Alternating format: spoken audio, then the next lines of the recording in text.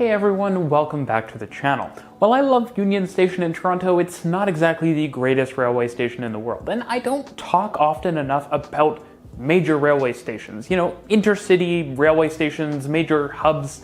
They're such a huge part of a great transit experience and a huge part of great cities, and so I am committing to talk more about them in the next year. And that's going to start with this video on my top 5 railway stations in the world. Let's see what the picks are.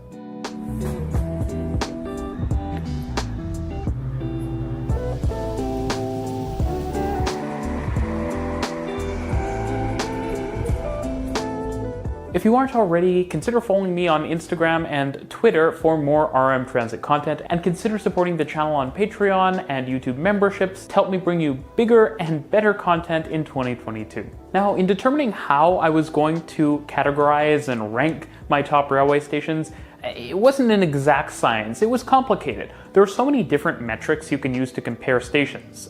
Square footage, number of platforms, number of passengers, and the like. But the problem is that it's very hard to create a standardized way of grading things, especially for something like passenger numbers, which are counted quite inconsistently depending on the country and the jurisdiction.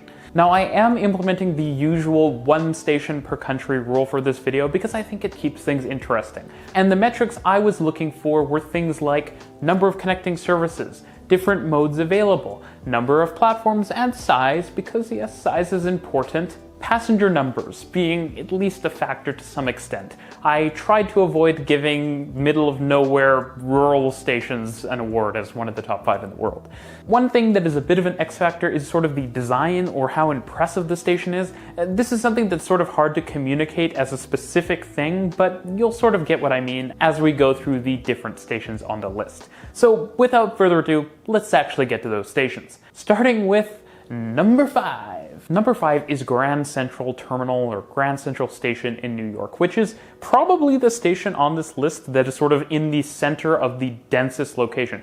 And it's the one that is the most underground. There are no above ground services at Grand Central. Now, the station opened in 1912, and it's served by 2 subway corridors plus the shuttle train, which provide connections both north-south and east-west, and those include local and express connections because this is New York.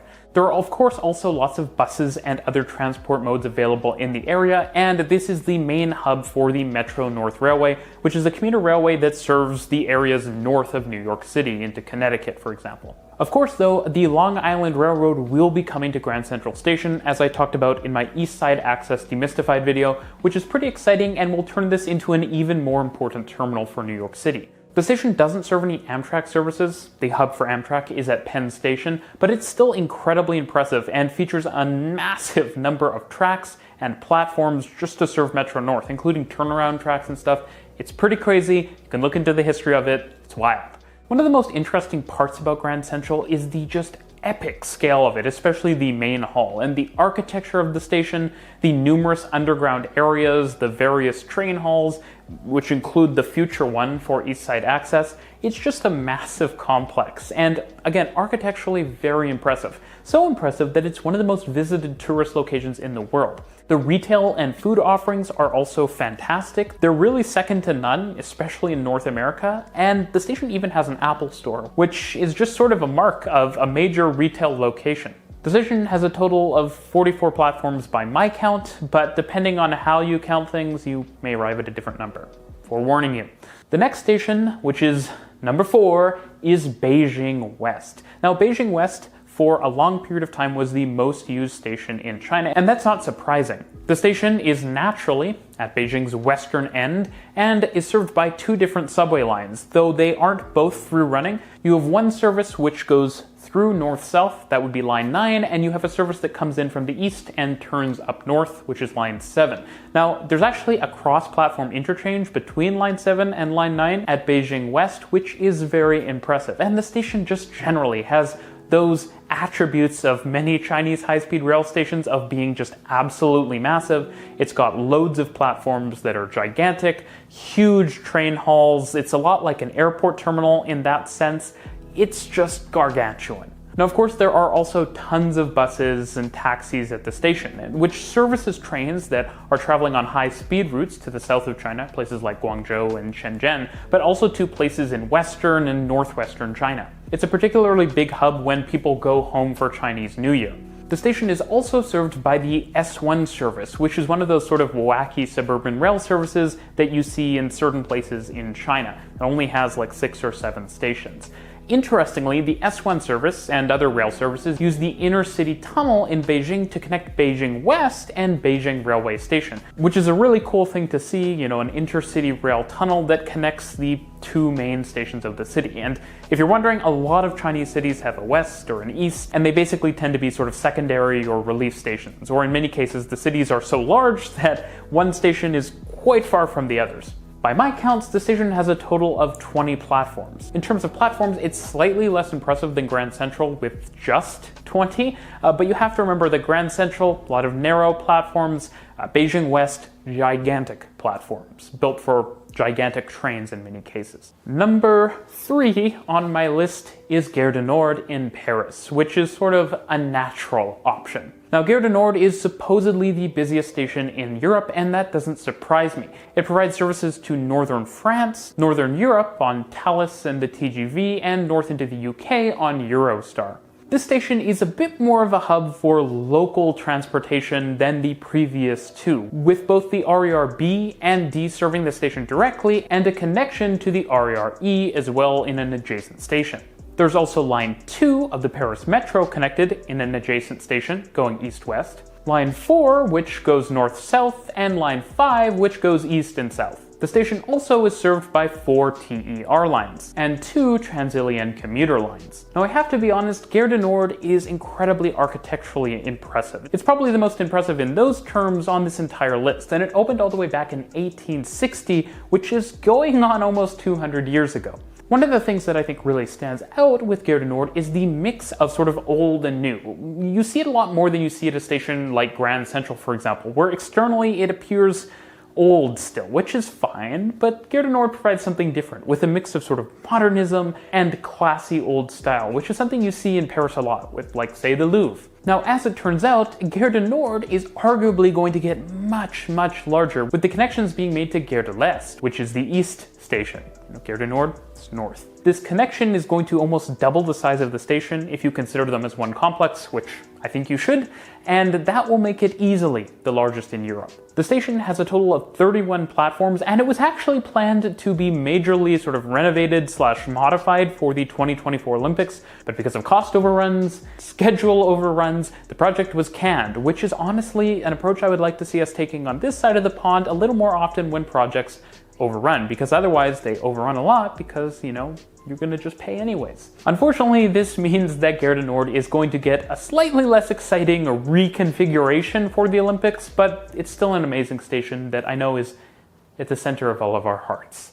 Now, number 2 is either going to come as a shock or will be an obvious choice, Shinjuku. Now, many of you will probably say, why wasn't it number 1? And I will give you reasons, but Shinjuku is an amazing station and we shouldn't take that away from it. The station is by far the most used train station in the world, and it's actually still quite old, opening in 1885. That said, where the station really falls down is the sort of architecture. I'm not saying that it's bad, but Shinjuku's nature is that it's more of a station complex than a station. A ton of adjacent stations and different operators coming together into one location. And what that leads to is a lot of inconsistently applied architectural standards, and the design is kind of all over the place. That said, the station does have a crazy 53 rail platforms across many different stations. The station is so big that it actually has multiple bus terminals, and it's served by a wide variety of lines, including 6 from JR East, including the iconic Yamanote Loop line, as well as major private operator service from Odakyu and Keio to the west.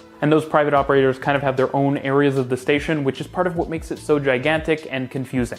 There are literally hundreds of entrance and exit points, and being kind of a naturally easily navigable station is really not one of Shinjuku's strengths. Of course, the station is also served by a number of metro lines on both of Tokyo's metro operators. And yes, if you're wondering what's going on with all of these different rail operators, check out my Tokyo Railways Explained video. It's long, but you'll come out of it understanding the network, which is really my goal with that video.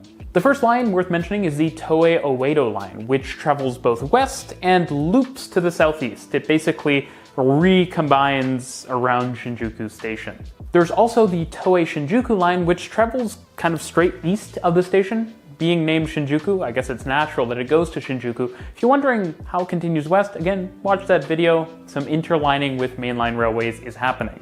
There's also service on the Tokyo Metro Marunouchi line, which has branches to the west of Shinjuku, which is sort of on the southern part of a giant U, which is the Marunouchi line.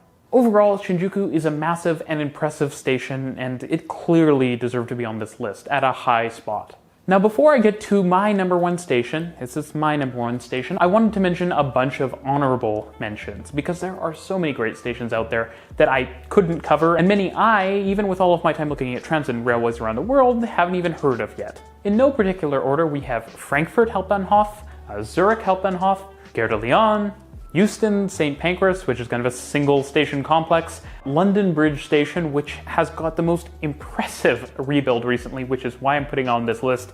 Waterloo is also incredibly impressive in London. I had to mention the Victoria Terminus in Mumbai, whose actual name I'm going to butcher, and so I'm not going to try to pronounce it, but it's a massively used station and one of the most impressive in the world, and has a ton of potential for the future to be like a Beijing West type station. I also want to give credit to a few stations in North America. Denver Union Station is a small station that's got a lot of rehab, and it's actually really nice now. Toronto Union Station, for a larger city in North America, is easily the biggest station rebuild, and it too is quite nice. And Miami Central, which gives a station that had a pretty bad intercity rail station a much nicer elevated intercity rail station, which is worth noting no matter where you live in the world because it's pretty cool. I also want to mention Buenos Aires, whose main station is incredibly impressive. I also just wanted to note that like a million more stations could qualify for this list in Europe and in East Asia, so yeah, just putting that out there. So the moment you've all been waiting for, number one, what could it be? Berlin Hauptbahnhof, which is Berlin's main station, and it is an incredible station. I know it might be a bit of a controversial pick, but it is just beautiful. It is kind of the pinnacle of transit and railway engineering, and it deserves number one in my personal opinion. Now, Berlin HBF, as I will call it for the rest of the video, opened in 1871, so it is quite old, but you probably wouldn't really know it looking at it now because it is an incredible modernist architectural icon. It is beautiful. And that's thanks to a major expansion that happened in 2006. And honestly, this station probably will get its own video in the future, but let me try to break it down.